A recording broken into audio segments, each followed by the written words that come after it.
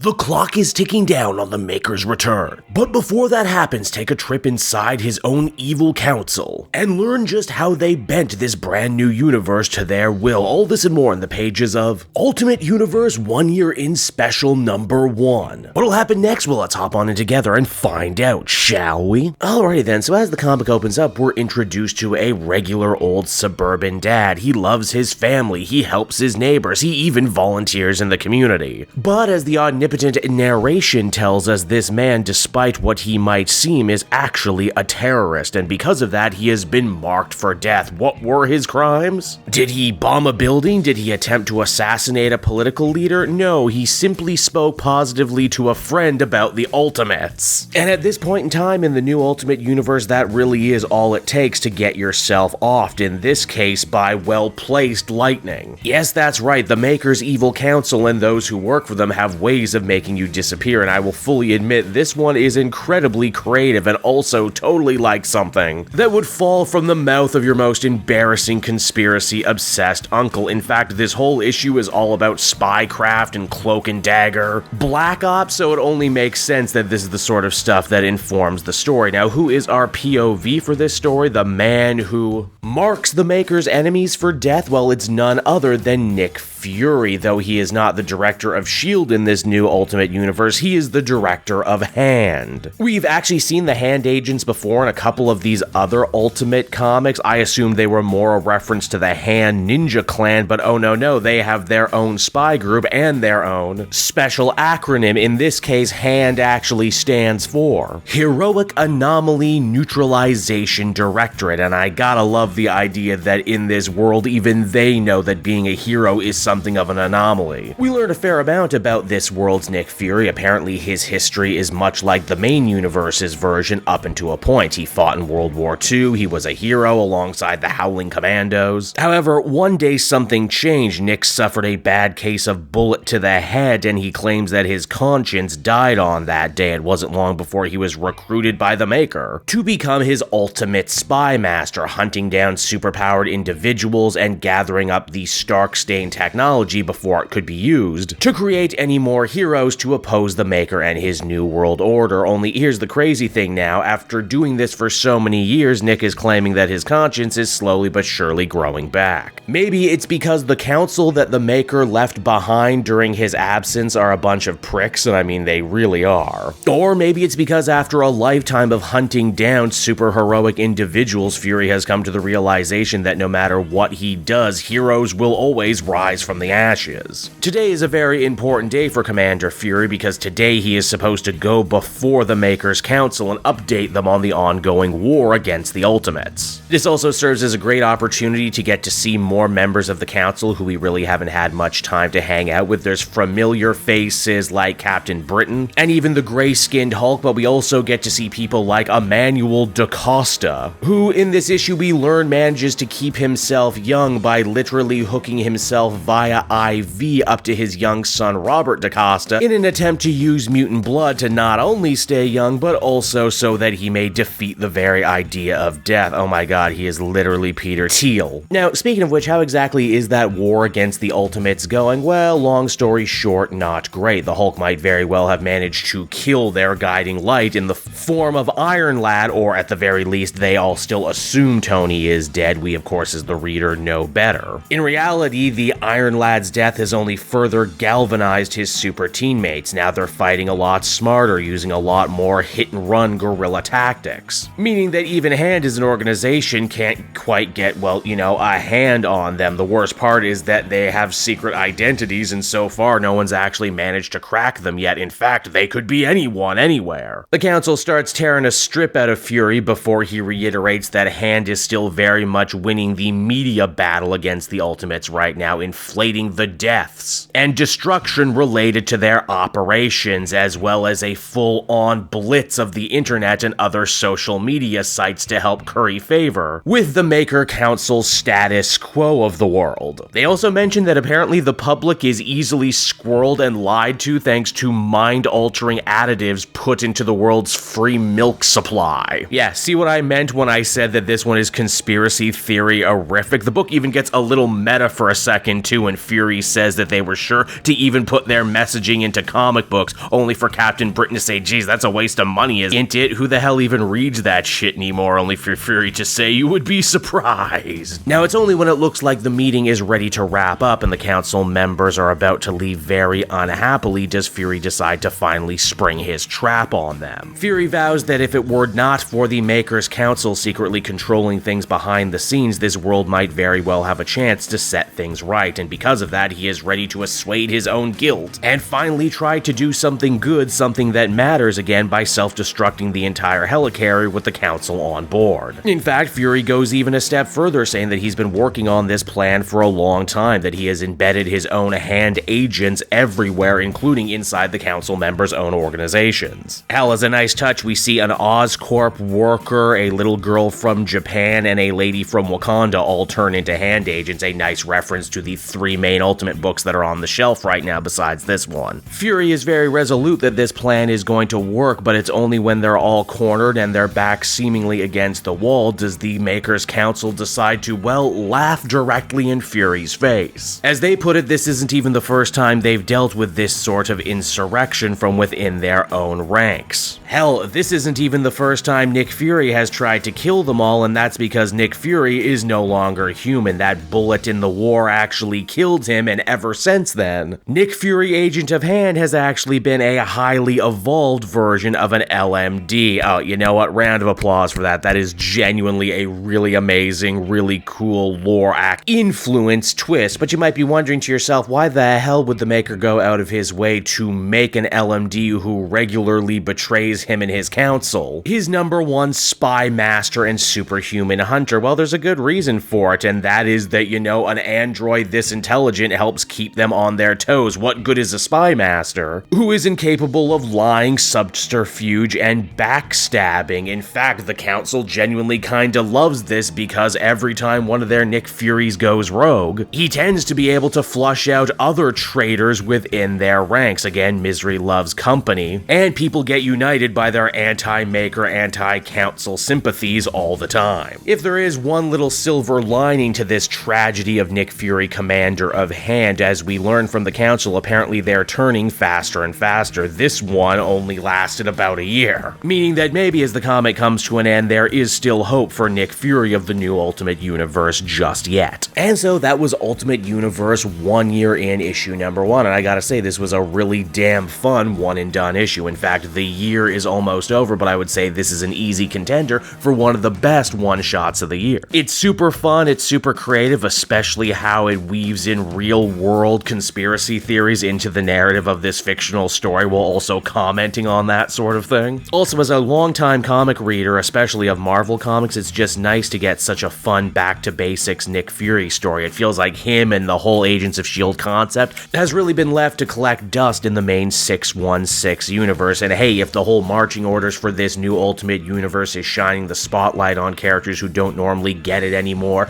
give some creative second chances, I would say, yeah, this is a smart new direction for S.H.I.E.L.D. Overall, I would give this one a very positive 9 out of 10. The Ultimate Universe has been a hell of a ride so far in its first year, and I can't wait for year 2. Hey there everyone, it's your pal Cape Joel again, and if you're seeing my face right now, that means you watched to the end of the video, and I'll always be grateful for that. Retention helps in this crazy YouTube game, and so does becoming a patron. If you head on down to the description, you can find a link to my Patreon page. Recently just redid all the tiers, a lot of cool stuff offering up there, exclusive commentaries, exclusive polls, behind the scenes concept art for Capes and Quest, that's the brand new D&D show I've started soon. Never been a better time to become a patron. You can become a patron for as little as $1 a month and help the channel grow, and, you know, help me continue to deliver content like what you just saw. So I want to thank you all, and I will see you again next time. Bye-bye.